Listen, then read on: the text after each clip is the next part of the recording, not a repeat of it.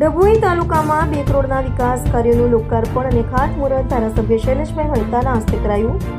ડભોઈ તાલુકાના વિકાસને વેગ આપવા માટે કુલ 2 કરોડના રૂપિયાના ખર્ચે વિવિધ વિકાસ કાર્યોનું લોકાર્પણ કરવામાં આવ્યું હતું। શૈલેષભાઈ મહેતા સોટાના હસ્તે કરવામાં આવ્યું હતું। 1 કરોડ રૂપિયાના ખર્ચે તૈયાર થયેલી ઢોલાર પ્રાથમિક શાળાનું લોકાર્પણ થતાં આ નવીન શાળાનું નિર્માણ થવાથી ગામના બાળકોને વધુ સારી શૈક્ષણિક સુવિધાઓ મળશે, જે તેમના ઉજ્જવળ ભવિષ્ય માટે પાયાનું કામ કરશે।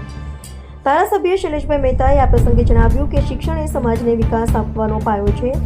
સરકાર ગ્રામીણ વિસ્તારોમાં શિક્ષણની ગુણવત્તા સુધારવા માટે પ્રતિબદ્ધ છે। ઉપરાંત 4 જેટલા ગામોમાં ગ્રામ પંચાયત કચેરીઓનું ખાતમુહૂર્ત પણ કરવામાં આવ્યું છે, જેમાં કરાલી, અમરેશ્વર, દંગીવાડા અને વસઈપુરા ગ્રામ પંચાયતનો સમાવેશ થાય છે।